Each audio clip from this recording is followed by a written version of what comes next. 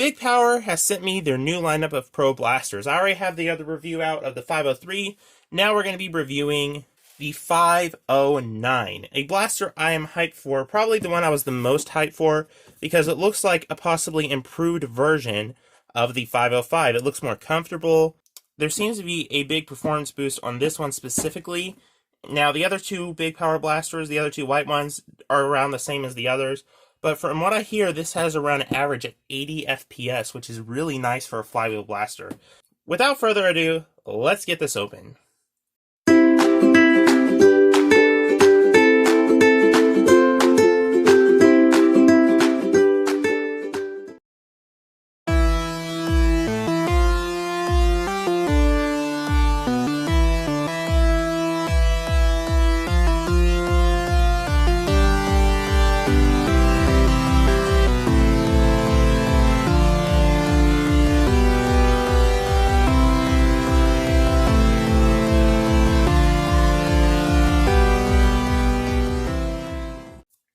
Included is the blaster, 30 round drum, safety goggles, some targets, 100 Big Power darts, and a white scope, which I think is a reshell of a previous scope. A little brochure showing you some of their other releases, and some batteries and instructions, which is really nice. To assemble the target, you simply snap this piece into here, like that, and then you snap this onto here. And there you have a target. You actually get 3 of these targets, and they interconnect like this. So you can have multiple targets, and they kind of hit down like this pretty easily. You don't need much force from a Nerf dart, so most Nerf blasters will be able to knock these over pretty well. The scope is pretty cool. It has like a different type of sight in it, and it has a really neat look with the white and black. I really like how it blends together. Overall, pretty cool scope that is actually compatible with Nerf attachments. The included batteries are okay. They're good for testing out your product, but I wouldn't recommend them long term because they kind of run out pretty fast.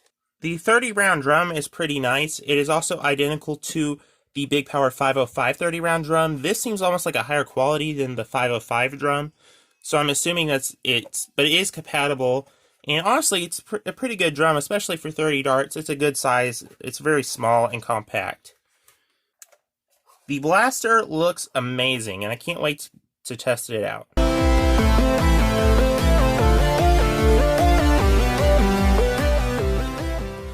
To install the drum, you simply put it in here, and then you press this button. You press the little button here, and there you go. It is in place, which is really nice that they include that there. Alrighty guys, the blaster is assembled. Let's start with the overview.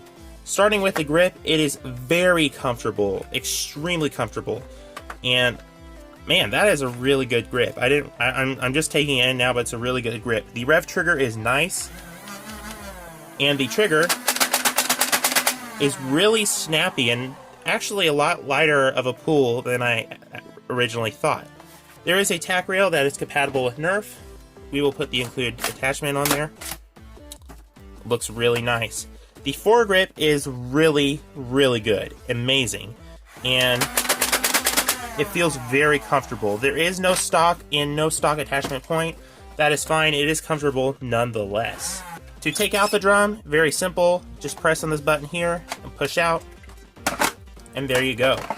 Very neat system that works extremely well. To load the blaster, you simply take your darts and put them into the drum, rotating it as you do. This drum can hold 30 rounds, and there is 100 darts included. So it's basically more than 3 refills. All 30 darts loaded in. Let's test it out real quick. Oh, sorry. Wow, that works really nice. It has a really snappy trigger, and the feeding is flawless so far. Seem to have skipped 1 dart, which is probably to be expected. It happens sometimes. So far, this blaster seems to hit all the right spots. It looks really cool. It is extremely comfortable, and it seems to work very well so far. The trigger and rev trigger are really nice. The grip is really good as well. It's a very compact yet somewhat large blaster that's similar to something like the Tomahawk 60. Now, one reason why this may be better than the Tomahawk 60 is because of two things. First off, the drum is much easier to load, and you don't have to bend darts. The Tomahawk 60 holds more, but that extra 30 rounds, you have to bend your darts, and it could end up damaging the darts. Also, this could easily be modified for a rear loading situation by cutting these holes out.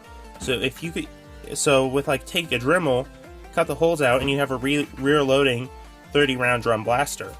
Also, this has much more mod potential because there's a lot of room in these particular big power blasters, and the flywheel cage in the Tomahawk 60 is fixed. So it's kind of hard to modify the Tomahawk 60. You can't really do too much except maybe put a lipo in there. But you can't upgrade the flywheels. You can upgrade the flywheels on this, and there's a lot of space to put more, like a lipo or something. So overall, it's a pretty cool blaster. But in order for me to give you my final opinion, we have to take it onto the range. Alright guys, we're back out here with the Big Power 503. Uh-oh, what is that? There it is. Yeah, this has a similar problem to the Villainator, where the darts will follow the drum pretty easily. I have seen that, so that kind of sucks. But anyway, we're out here with the Big Power 503, and no real notes except the blaster is really swag, and I just really like the feel and look of it so far. But let's see if it does well on the range. As always, load up with 15 big power darts and 15 dart zone darts. Anyway, let's get this going.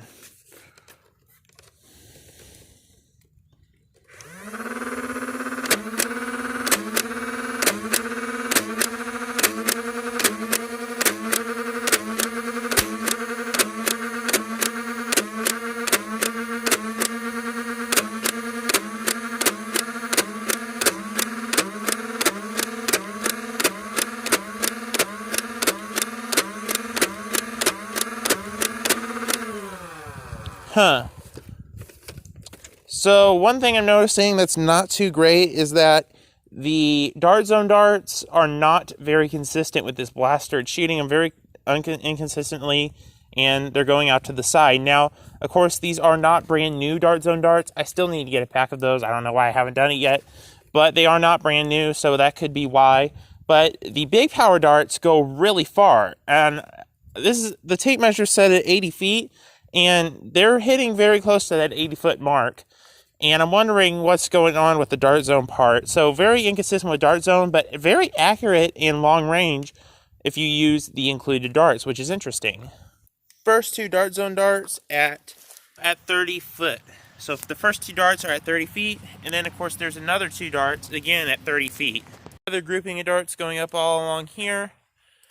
Averaging around, I'm sorry, I have it on the meter side, 37 feet, the farthest group of dart zone darts being at 41 feet. But right here we have a big power dart, the lower one of the lower ones at 43 feet. One here, smack dab at 50 feet. 1 and 2 here at around the 53-foot mark. And the furthest one at the 62-foot mark. So that's actually not terrible. It's okay. Again, it's an average flywheeler range, I would say, closer to what the Strife is. Except those dart zone darts are very kind of inconsistent over there. So I don't know what's going on with that. That's a little bit of a bummer. It's consistent with the other darts, except for those dart zone darts, which I'm kind of bummed out about. But anyway, let's get back inside and I'll give you my final opinion.